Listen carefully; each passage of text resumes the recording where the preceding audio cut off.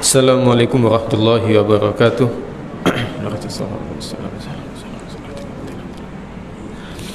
Al-Fatihah. A'udzu billahi minasyaitonir rajim. Bismillahirrahmanirrahim. Alhamdulillahi rabbil alamin. Arrahmanir rahim. Maliki yaumiddin. Iyyaka na'budu wa iyyaka nasta'in. Ihdinas siratal mustaqim. Siratal ladzina an'amta 'alaihim ghairil maghdubi 'alaihim waladdallin. Amin. A'udzu billahi minasyaitonir rajim. Bismillahirrahmanirrahim. Alhamdulillahi rabbil alamin. Tsumma salatu wassalamu ala asyrafil anbiya'i wal mursalin wa ala alihi wa sahbihi ajma'in. Qala rabbi ishrah li sadri yassir li amri wahlul 'uqdatam min lisani yafqahu qawli. Wa qala Allah ta'ala fi kitabihil karim ba'da a'udzu billahi minasyaitonir rajim. Wa ma arsalna min qablika illa rijalan nuhi ilaihim fas'alu ahla dzikri in kuntum la ta'lamun. Sadaqallahul azim. Amma ba'd. Yang saya hormati Tuan Pengurusi Surau An-Nur beserta para EJG pengurus yang dimuliakan oleh Allah Subhanahu wa taala, para alim ulama, para tuan guru, tuan imam, tuan Bilal, muslimin muslimat, hadirin hadirat, tuan-tuan dan puan-puan sekalian. Alhamdulillah, segala puji bagi Allah Subhanahu wa taala. Sama-sama kita rafakkan kesyukuran kita kehadirat Allah Subhanahu wa taala atas limpahan nikmat iman dan Islam serta hidayah dan taufik daripadanya dapat sama-sama kita tunaikan fardu maghrib secara berjamaah dan kita sambung dengan majlis ilmu. Jadi sama-sama kita niat untuk mencari ilmu lillahi ta'ala, dan yang keduanya kita niat untuk tunggu datangnya waktu salat isya. Mudah-mudahan kita tergolong dalam golongan manusia, antara golongan manusia yang didoakan oleh malaikat, yaitu orang yang selepas daripada salat dia duduk di tempat tersebut, di surau tersebut, di masjid tersebut untuk tunggu datangnya waktu salat yang seterusnya. Maka malaikat akan mendoakan dengan doanya Allahumma ighfir lahu, Allahumma arhamhu. Ya Allah, ampunkanlah dia, ya Allah, rahmatilah dia. Jadi doa malaikat ini adalah insya-Allah doa yang mustajab, doa yang diterima oleh Allah Subhanahu wa taala. Mudah-mudahan apabila kita keluar daripada surau ini nanti, selepas daripada sembahyang ataupun salat fardu isya, kita beroleh keampunan dan juga rahmat daripada Allah Subhanahu wa taala. Amin insya-Allah. Dan yang keduanya, selawat serta salam mudah-mudahan tetap tercurahkan kepada junjungan kita Nabi besar Muhammad sallallahu alaihi wasallam sebagai nabi yang diutuskan untuk menyempurnakan risalah agama Islam. La nabiyya ba'dah, tiada nabi lain setelah diutuskannya baginda Nabi Muhammad sallallahu alaihi wasallam. Tuan-tuan dan puan-puan dirahmati oleh Allah Subhanahu wa taala. Alhamdulillah. Jadi ini adalah kali pertama saya sampai dekat tempat tuan-tuan dan puan-puan semua.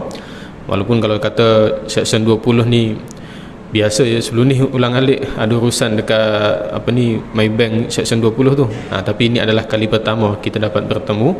Mudah-mudahan ini jadi satu ukhuwah, jadi satu silaturahim lah antara kita. Dan kita ta'aruf sikit lagu ringkas kan. Jadi nama saya Ahmad Khairul Razikin. Sekarang bertugas sepenuh masa sebagai editor buku agama, editor syariah di salah sebuah penerbitan penerbit iaitu Galeri Ilmu di bawah bimbingan Al-Fadhil Ustaz Muhadir bin Haji Jul. Kalau tuan-tuan kenal, insya-Allah siapa mana-mana yang datang ke Masjid Negeri Shah Alam kan, beliau pun Al-Fadhil Ustaz Muhadir pun ada kuliah tetap dekat situ minggu pertama dan minggu ketiga setiap hari Jumaat, Jumaat malam, setiap Jumaat malam antaranya, dan juga kuliah duha beliau dekat Masjid Negeri pun ada kuliah mingguan dekat situ. Dan pada ketika ini juga saya membantu salah sebuah tahfiz sahabat saya iaitu Al-Fadhil Ustaz Sobri di Kampung Bukit Badung.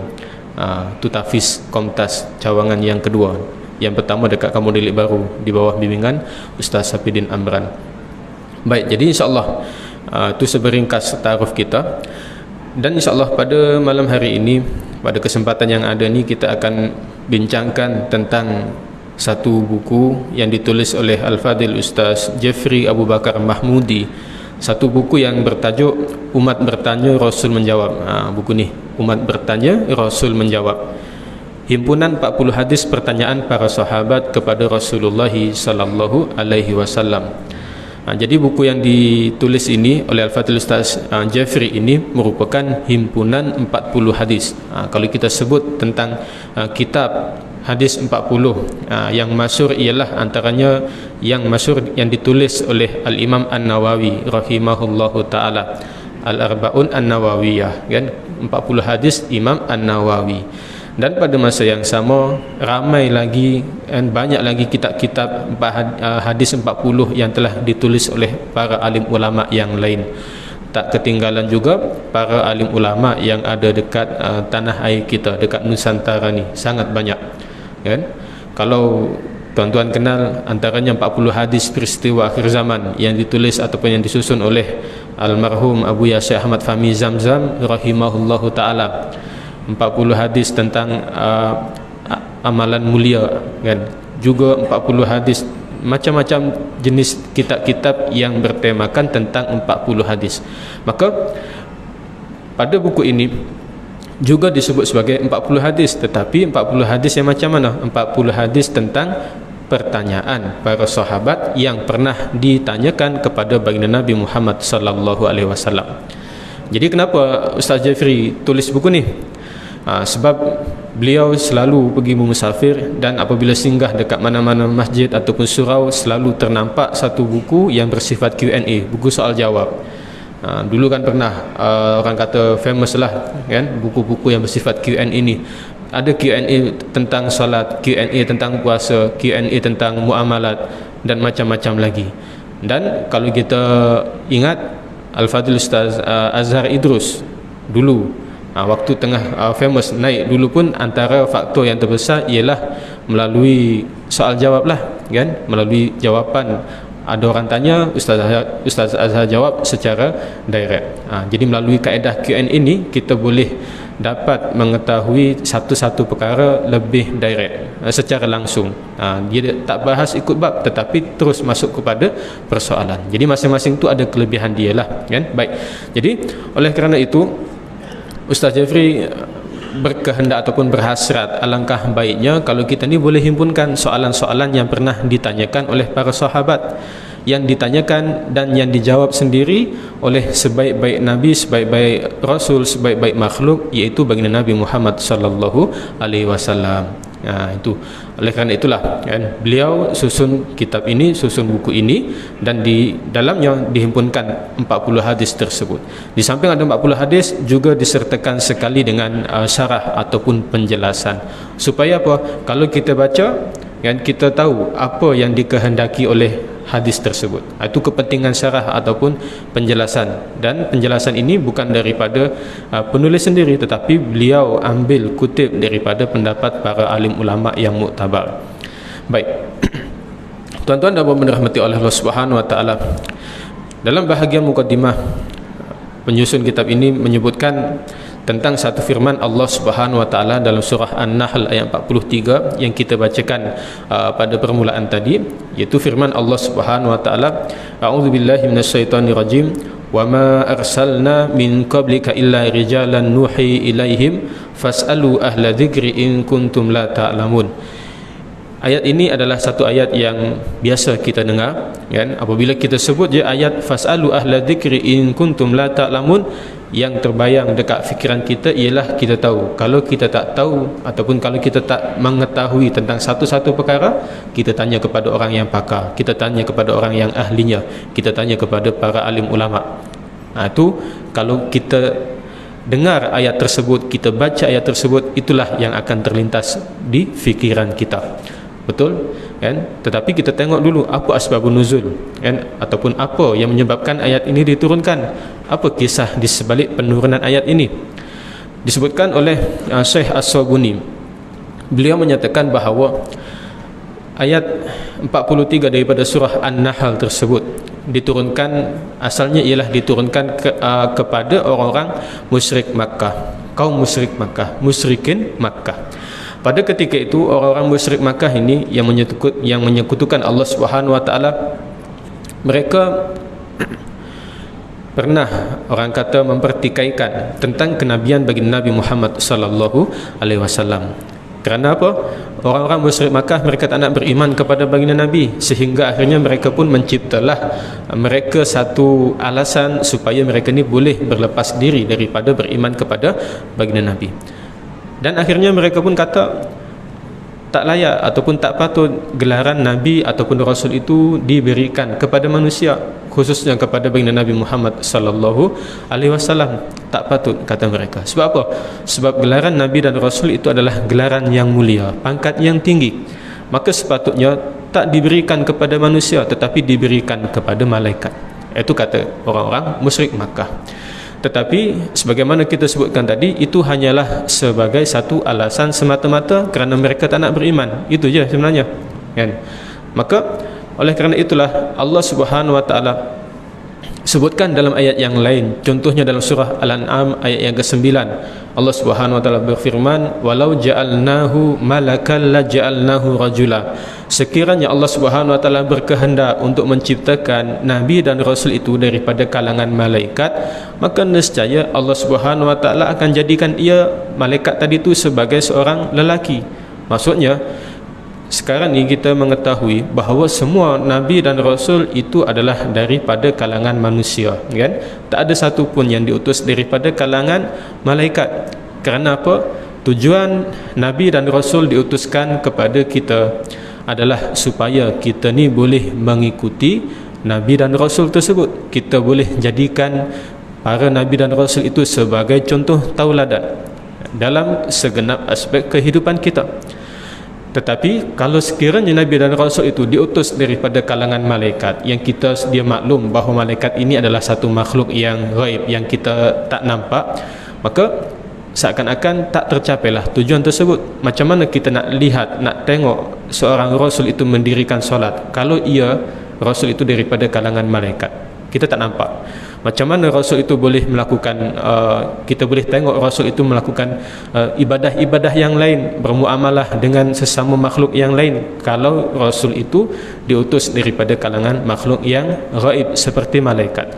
Macam mana kita boleh mencontohi Rasul dalam perihal ibadah puasa kalau Rasul itu diutus daripada kalangan malaikat yang tak ada hawa nafsu? Maka sebab tu, sekiranya Allah Subhanahu wa taala berkehendak, kalaulah kata Allah tu berkehendak menciptakan Rasul itu daripada kalangan malaikat, maka nescaya Allah akan jadikan ia sebagai seorang lelaki yang berbangsa manusia. Itu dalam surah Al-An'am ayat yang ke-9. Maka dakwaan daripada orang musyrik Makkah tadi itu ada satu dakwaan yang tak berasas. Maka Allah Subhanahu wa taala pun turunkanlah surah An-Nahl ayat 43 yang menyatakan bahawa wa ma arsalna min qablika illa rijalan nuhi ilaihim, dan kami tidak pernah mengutus daripada kalangan sebelum kamu melainkan seorang lelaki, nuhi ilaihim, yang telah kami wahyukan kepada mereka. Maksudnya daripada dahulu, daripada Nabi Adam AS sampailah Rasul yang terakhir, kesemuanya adalah diutus daripada kalangan lelaki, daripada kalangan bangsa manusia. Nuhi ilaihim, yang telah diberikan wahyu kepada mereka. Fas'alu, maka tanyalah wahai orang-orang musyrik Makkah. Itu asalnya. Fas'alu di situ merujuk kepada orang-orang musyrik Makkah. Maka tanyalah wahai orang-orang musyrik Makkah, ahla zikri, kepada ahli kitab, iaitu kepada orang-orang yang telah menerima kitab Zabur, Taurat, Injil, kan? Itu orang-orang ahli kitab. Ahla zikri disebut ahla zikri di sini pada asalnya merujuk kepada ahli kitab. In kuntum la ta'lamun, sekiranya kamu tidak mengetahui, nescaya orang-orang ahli kitab tadi itu akan memberitahu kepada kamu bahawa kesemua nabi dan rasul, daripada Nabi Adam sampailah Rasul yang terakhir, kesemuanya adalah diutus daripada kalangan manusia. Ini adalah asbabun nuzul, kisah di sebalik penurunan ayat tersebut. Tetapi walaupun ayat ini ada kisah yang tersendiri, ada asbabun nuzul yang tersendiri, di sana ada satu kaedah yang disebutkan oleh para alim ulama, iaitu al-ibratu bi umumil lafzi la bi khususis sabab. Ibrah ataupun pengajaran daripada satu-satu ayat yang kita baca daripada Al-Quran itu, kita boleh ambil pengajaran ibrah secara umum tanpa terikat dengan sebab penurunan ayat-ayat tersebut. Meskipun ada kisah yang tersendiri, tetapi ibrah ataupun hikmahnya, pengajarannya, kita boleh ambil secara umum. Maka sebab tu kalau kita sebut ayat fas'alu ahla dzikri in kuntum la ta'lamun, Walaupun ayat itu pada asalnya ditujukan kepada orang musyrik Makkah, tetapi secara ibrah pengajaran untuk kita, kan, kita boleh ambil. Apa dia? Sekiranya kita tidak mengetahui tentang satu-satu perkara, kita tanya kepada ahlinya. Itu ibrah pengajaran secara umum. Maka tuan-tuan dan puan-puan dirahmati oleh Allah Subhanahu wa taala, daripada ayat inilah sebenarnya kita ni boleh ambil satu pengajaran, antaranya ialah kalau kita tidak mengetahui perihal satu-satu perkara, tanya kepada pakar. Dalam hal agama, kita ada para alim ulama, kita ada para tok-tok guru kita, mufti-mufti kita, ada kepakaran-kepakaran yang tersendiri. Dalam hal perundangan, kita boleh tanya kepada para peguam ataupun siapa-siapa sahaja yang mempunyai keahlian dalam bidang perundangan. Kita ada masalah kesihatan, kita ada masalah penyakit, sakitlah contohnya, kita jumpa dengan doktor, kita jumpa dengan pakar perubatan Islam, kan. Jadi setiap bidang dalam kehidupan kita ni ada pakar yang tersendiri. Maka kita kena letakkan, kalau kita ada permasalahan, kan, kita ada permasalahan yang perlu untuk dirungkaikan, maka carilah siapa orang yang pakar dalam permasalahan tersebut. Sebab sekiranya kita ni silap, kan, dalam bertanya kepada orang yang tepat, maka takut-takut ia akan menimbulkan mudarat kepada kita. Contohnya, dulu pada zaman sahabat, ini diceritakan daripada Sayyidina Jabir bin Abdullah radhiyallahu an. Beliau menceritakan bahawa pernah para sahabat ini melakukan satu permusafiran. Sekumpulan sahabat melakukan satu permusafiran. Dalam ramai-ramai sahabat tu, ada seorang sahabat ni yang dia terjatuh dan kepala dia terluka. Apabila kepala dia terluka, kan, sahabat tadi ni pergi tidur. Ketika mana dia tidur, dia mimpi basah. Maksud mimpi basah ni mimpi yang menyebabkan sehingga tu dia tu keluar air mani, yang menyebabkan dia berhadas besar, yang mewajibkan dia untuk mandi wajib, kan. Maka apabila dia bangun, dia pun nak mandi wajib, tapi dia sedar bahawa kepala dia ni terluka. Dia pun tanyalah kepada sahabat-sahabat yang lain, wahai sahabat-sahabat sekalian, adakah aku ini ada keringanan untuk bertayamum? Nah, dia tanya macam tu sebab kepala dia tu terluka. Tiba-tiba ada satu orang sahabat yang beritahu, wahai fulan, kami tidak mendapati keringanan bagimu untuk bertayamum sebab air ada. Sahabat tadi jawab macam tu. Padahal kalau kita tengok, dalam kitab fiqh, antara sebab-sebab tayamum tak semestinya ketiadaan air. Itu salah satu sebab lah. Tapi ada juga sebab-sebab yang lain yang membolehkan tayamum. Salah satunya ialah kalau kita ni ada luka yang apabila terkena air, maka luka tu akan memberikan mudarat yang lebih besar kepada kita. Ada kesan yang lebih teruk, yang lebih buruk lagi. Maka dibolehkan untuk bertayamum. Mungkin sahabat tadi belum tahu lagi, kan? Maka apabila sahabat tadi jawab sebegitu, sahabat yang kepala dia terluka tadi tu pun dia mandi wajib macam biasalah, mandi janabah macam biasa. Dia niat dan dia ratakan air ke seluruh badan, termasuklah dekat kepala yang terluka tadi. Dan akhirnya ditakdirkan oleh Allah Subhanahu wa taala sahabat tadi meninggal dunia. Apabila berita ini sampai kepada baginda Nabi Muhammad sallallahu alaihi wasallam, maka baginda Nabi kata, qatalahumullah, kan, mereka telah membunuhnya dan Allah akan membunuh mereka. Ala sa'alu izlam ya'lamu, kenapa mereka tak bertanya sekiranya mereka tak tahu? Baginda Nabi tegur, kenapa mereka tak bertanya kalau sekiranya mereka ni tak tahu, ataupun tahu tapi tak pasti? Tanyalah, kan. Kerana apa? Fa innama shifaul ai as-su'al, kerana hanya saja ubat bagi keraguan, ubat bagi kejahilan, ubat bagi sifat tak tahu itu adalah as-su'al, dengan cara bertanya.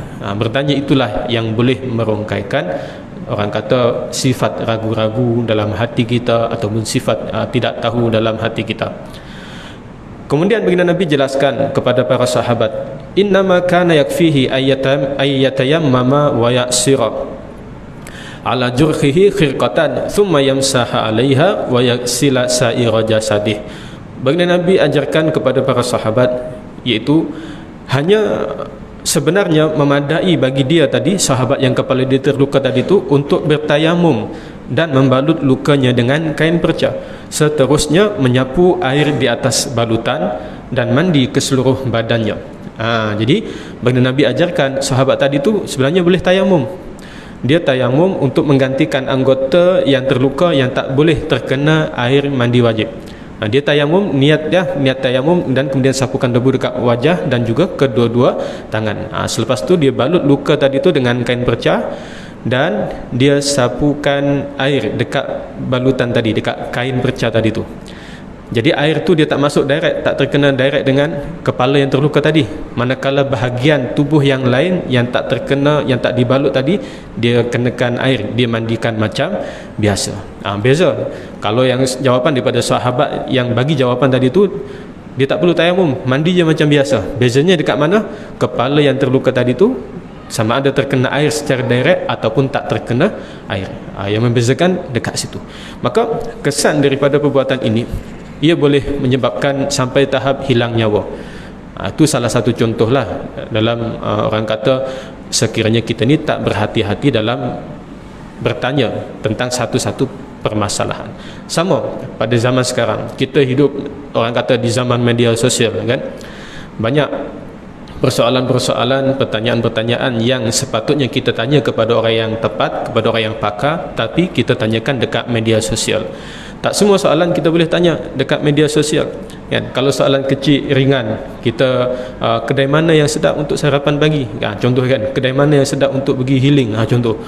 Itu bolehlah, benda-benda yang simple kan. Cuma kalau melibatkan permasalahan yang besar, urusan rumah tangga, sekarang ni naik lagi isu apa ni, pasal apa, poligami pula dah kan. Jadi main dengan media sosial ni, isu dia tak pernah berhenti, selalu ada je masalah-masalah yang lain.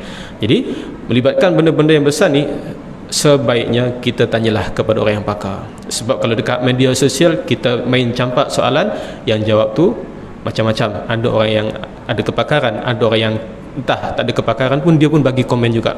Jadi macam-macam. Maka perlu berhati-hati. Tuan-tuan dan puan-puan dirahmati Allah Subhanahu Wa Taala. Dan juga pada zaman sahabat dahulu pernah, di samping kita sebut tentang kepentingan bertanya kan. Jadi pada zaman sahabat dahulu pernah juga diberikan teguran oleh Allah Subhanahu Wa Taala tentang bertanya yang tak perlu, bertanya yang tak patut. Ada juga kan? Dalam satu firman Allah Subhanahu Wa Taala dalam surah Al-Maidah ayat 101, Allah Subhanahu Wa Taala berfirman, ya ayyuhalladzina amanu la tas'alu an asya'a in tubadalakum tasukum.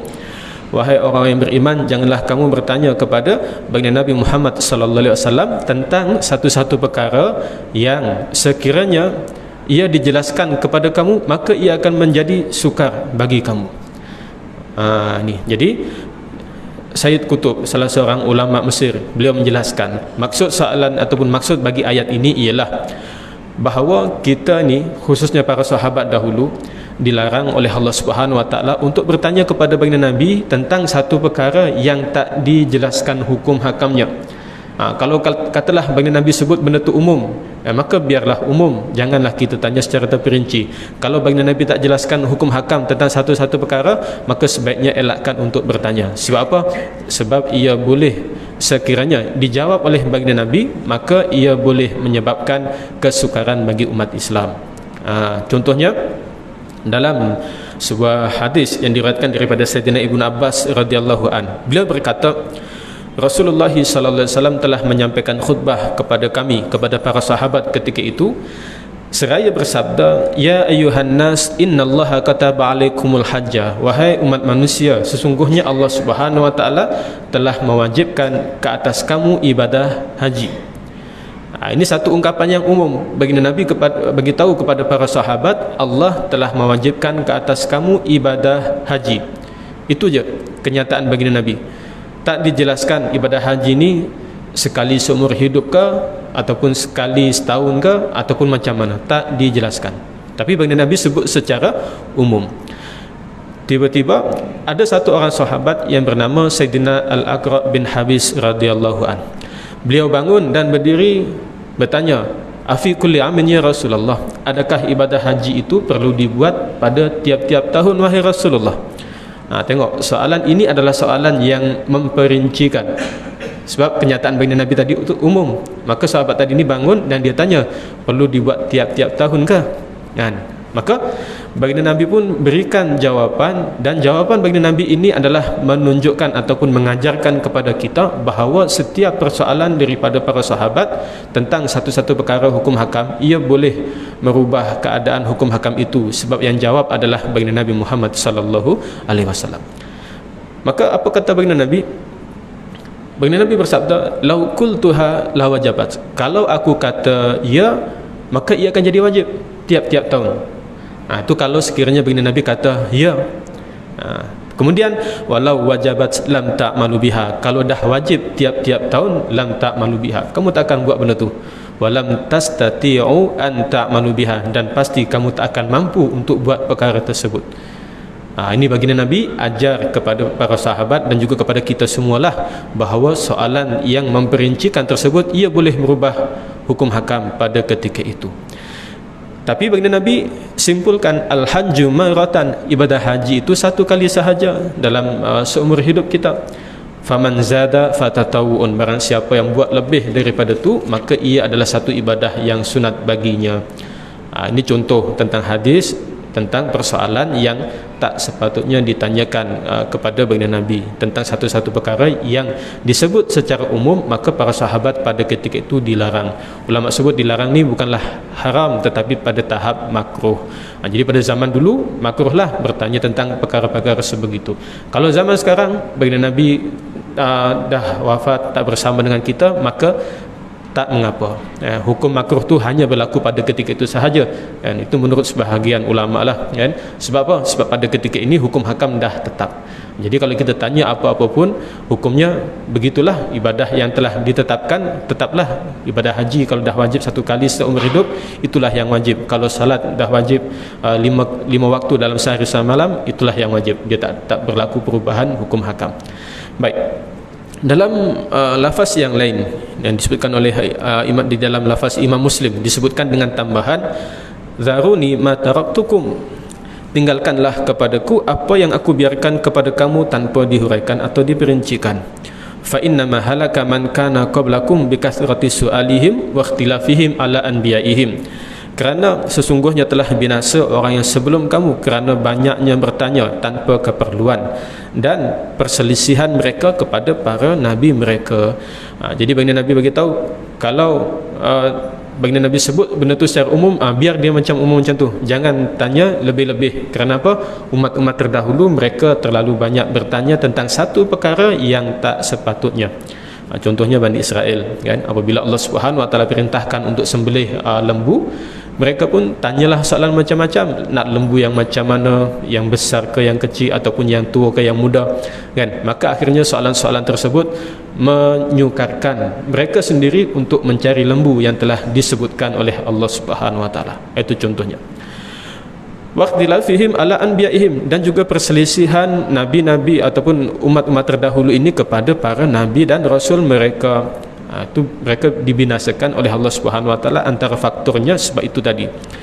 Kemudian baginda Nabi sambung lagi, fa idza amartukum bi syai'in fa'tu minhu mastata'tum. Ketika mana aku memerintahkan kepada kamu tentang satu-satu perkara, fa'tu minhu mastata'tum, maka lakukanlah ia mengikut pada kadar kemampuan kamu. Jadi kalau ada kita baca hadis-hadis fadail a'mal tentang amalan-amalan sunat, kan?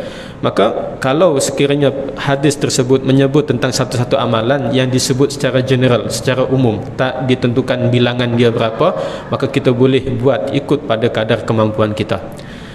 Ini kita tak sebut tentang perkara yang wajib lah, kan? Ini kita sebut tentang fadail amal ataupun amalan-amalan sunat. Kalau perkara yang wajib dah tetap macam tu, salat 5 waktu lah, tak boleh kita nak tawar, Ustaz saya nak salat 2 kali je dalam sehari semalam. Sebab apa? Sebab fa'tu minhu mastata'tum, kata ikut pada kadar kemampuan kita, saya mampu 2 kali je dalam sehari semalam. Tak boleh ya, kan? Jadi itu melibatkan perkara yang fadail amal ataupun amalan-amalan sunat sahaja. Contohnya dalam satu hadis disebutkan, iqra'ul Quran fa innahu ya'ti yaumil qiyamati syafi'an li ashabi, kan?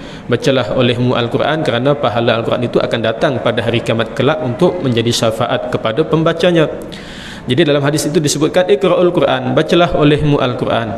Ini satu perintah yang bersifat sunat yang disebutkan secara umum, yang tak disebut secara terperinci. Bacalah olehmu Al-Quran sehari satu juzuk, tak disebut macam tu. Bacalah olehmu Al-Quran satu hari satu surah, tak disebut macam tu. Baginda Nabi sebut umum, iqra'ul Quran, bacalah olehmu Al-Quran. Maka kalau dah sebut macam tu, fa'tu minhu mastata'tum, kita buat ikut pada kadar kemampuan kita. Ada orang mampu baca satu hari satu muka surat, alhamdulillah, tafadhal, boleh. Ada orang mampu baca satu hari satu juzuk, tafadhal, boleh, bagus, sebab dia lebih banyak daripada yang satu muka surat. Ada orang yang mampu baca satu hari 10 juzuk, kan? Ada orang yang mampu khatam Al-Quran 2 kali, siang 1 kali khatam, malam 1 kali khatam. Itu ada salah seorang ulama, tak silap saya Al-Imam Asy-Syafi'i, dalam bulan Ramadan. Boleh buat macam tu, maka boleh, tak masalah, kan? Jadi itu disebut sebagai fa'tu minhu mastata'tum. Disebut mastata'tum mengikut kadar kemampuan kita.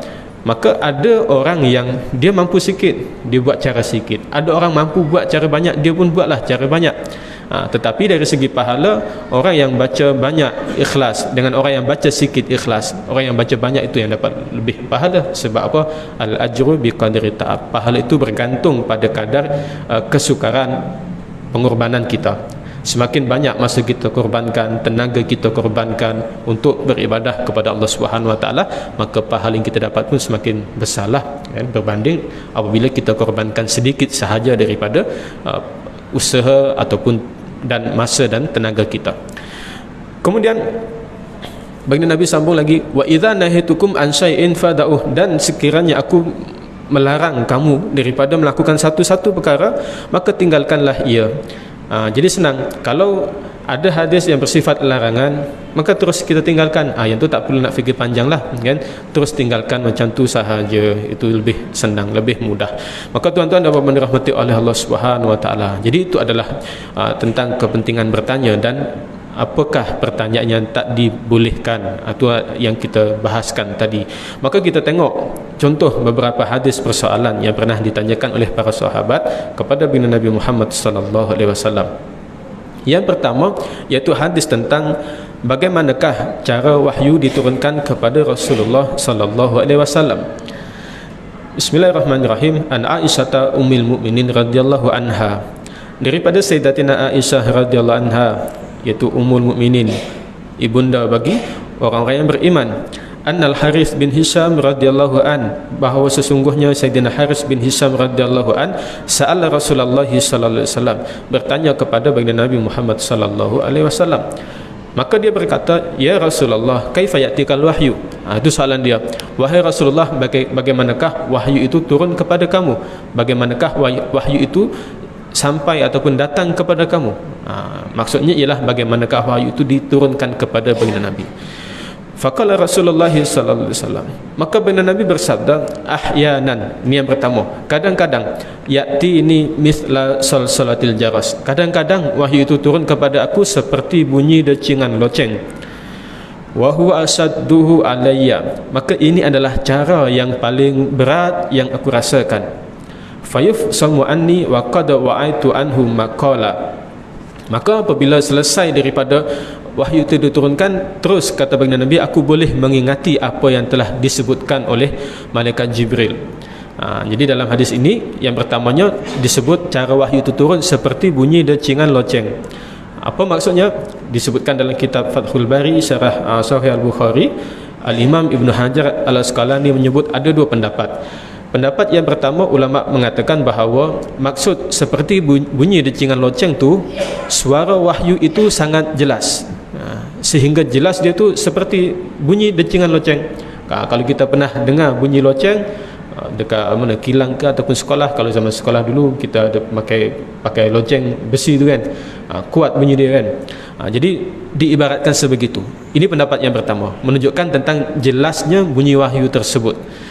Manakala pendapat yang kedua menyatakan bahawa maksud seperti bunyi decingan loceng, ia merujuk kepada bunyi kepakan sayap malaikat Jibril alaihi salam.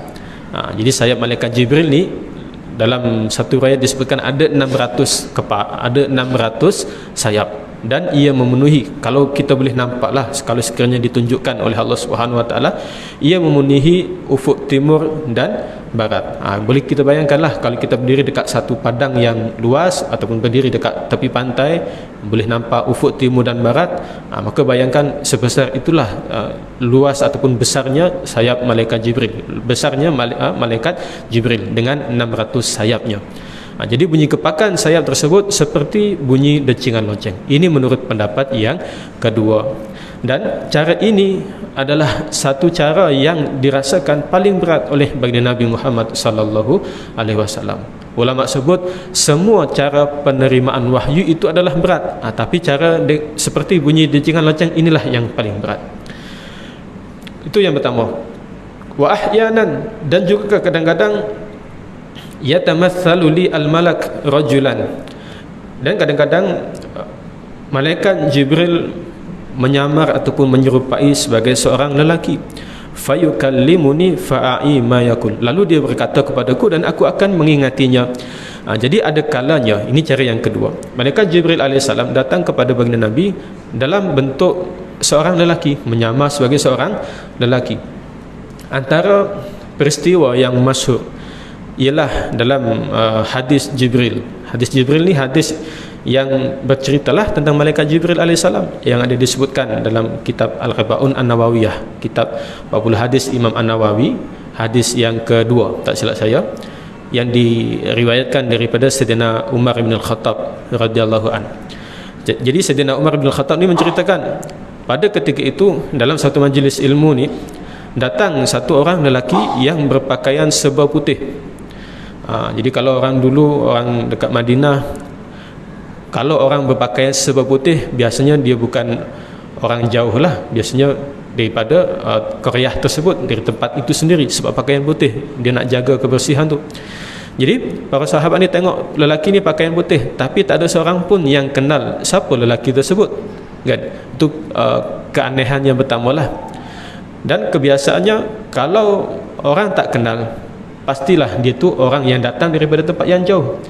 Cumanya kalau dia kata datang daripada tempat yang jauh sekalipun, pakaian tu putih bersih, tak nampak satu kesan habuk debu ataupun kusut dekat pakaian dia tu. Jadi lagi pelik lagi para sahabat. Apabila lelaki tadi masuk, dia pun duduk berhadapan dengan baginda Nabi dengan meletakkan mempertemukan kedua-dua lutut dia dengan lutut baginda Nabi Muhammad sallallahu alaihi wasallam. Dan pada masa yang sama, tangan lelaki tadi diletakkan dekat atas paha baginda Nabi, dan baginda Nabi pun letakkan tangan baginda dekat atas paha lelaki tersebut. Nak tunjuk keakraban, kan, kedekatan lelaki tadi dengan baginda Nabi. Kalau kita kan pada zaman sekarang dengan orang yang kita tak kenal, kan, dia buat macam tu, kita pun mungkin janganlah buat macam tu, kan, kau ni siapa, kan? Itu kita lah. Tapi para sahabat dulu tak. Para sahabat dulu sangat husnuzan dengan baginda Nabi, kan? Walaupun para sahabat tak kenal dengan lelaki tersebut, tetapi melihat situasi ni, para sahabat cuma memperhatikan sahaja, tak buat apa-apa. Maka apabila lelaki tadi pun melontarkan 3 persoalan kepada baginda Nabi, yang pertamanya tentang iman, kemudian yang kedua tentang Islam, dan yang ketiganya tentang ihsan. Baginda Nabi jawab iman dengan 6 rukun iman. Disebutlah tentang 6 rukun iman itu apa dia. Islam dijawab dengan 5 rukun Islam. Ihsan pula dijawab dengan jawapan bahawa ihsan ini ialah kita sembah Allah Subhanahu Wa Taala seakan-akan kita melihat Allah, dan kalau tak mampu maka seakan-akan Allah, kita bayangkan bahawa Allah itu sedang memperhatikan kita. Jadi 3 benda ni yang ditanyakan oleh malaikat, dan baginda Nabi jawab. Setiap kali baginda Nabi jawab, lelaki tadi, malaikat tadi jawab, sodakta, betul kau wahai Muhammad. Jadi para sahabat pun lagi pelik. Pelik pula lelaki ni, kan, dia yang tanya, baginda Nabi jawab, dia pula kata betul apa yang kau kata. Siapa yang boleh macam tu? Para sahabat pun tak mampu, kan. Jadi para sahabat pun pelik. Di hujung kisah, di hujung hadis tadi, baginda Nabi pun bertanya kepada para sahabat, tahukah kamu siapakah lelaki yang datang tadi tu? Para sahabat pun kata, Allahu wa rasuluhu a'lam, Allah dan Rasulnya lebih mengetahui. Maka baginda Nabi kata, dia adalah malaikat Jibril yang datang kepada kamu untuk mengajarkan agama kamu.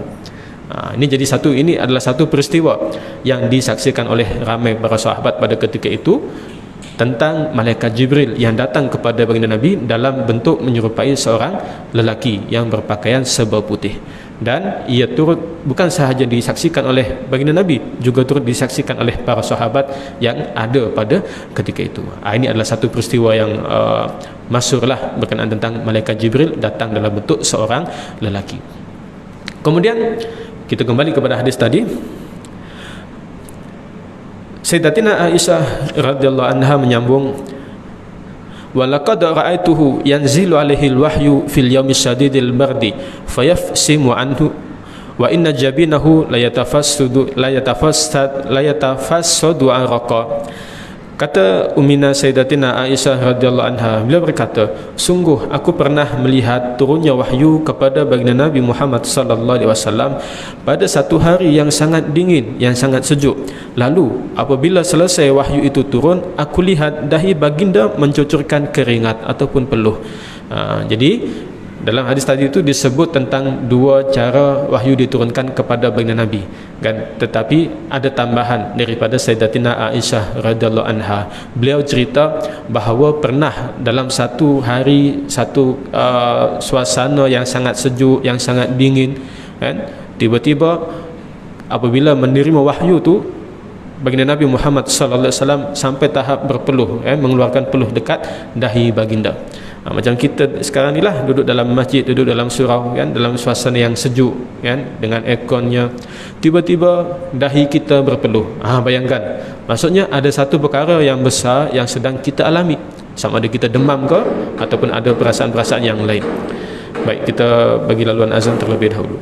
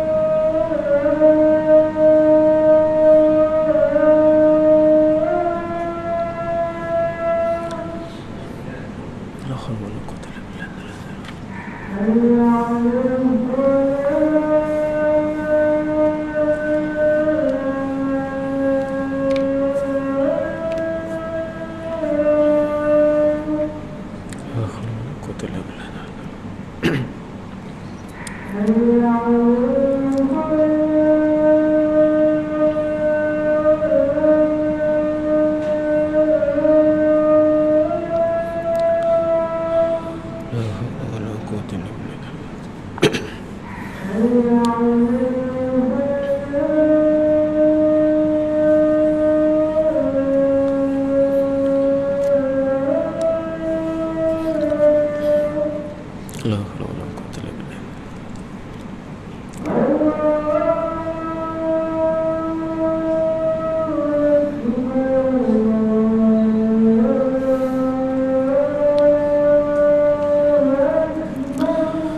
Allahu akbar.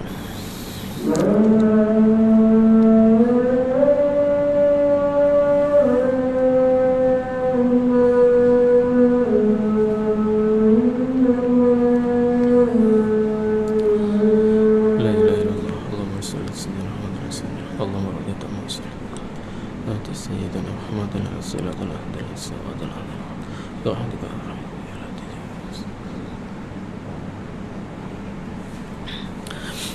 Bismillahirrahmanirrahim. Baik, kita sambung sedikit lagi. Jadi yang disebutkan oleh Ummina Sayyidatina Aisyah radhiyallahu anha tadi, iaitu berkenaan tentang satu keadaan di mana ketika mana cuaca suhu yang sangat sejuk, sangat dingin, tiba-tiba apabila menerima wahyu, baginda Nabi Muhammad sallallahu alaihi wasallam mengeluarkan peluh, dalam keadaan berpeluh. Jadi ini menunjukkan bahawa wahyu itu, penerimaan wahyu itu memang sangat-sangat berat, sangat-sangat membebankan ke atas baginda Nabi. Kerana apa? Ulama sebut kerana supaya baginda Nabi Muhammad sallallahu alaihi wasallam memberikan tumpuan, bukan hanya sekadar tumpuan secara fizikal semata-mata, bahkan juga tumpuan secara rohani. Jadi apabila baginda Nabi memberikan tumpuan secara jasmani dan rohani, maka kita boleh perhatikan ketika mana selepas menerima wahyu tu, baginda Nabi Muhammad sallallahu alaihi wasallam terus boleh mengingati apa yang telah diwahyukan, apa yang telah disampaikan oleh malaikat Jibril. Maka ini hikmahnya.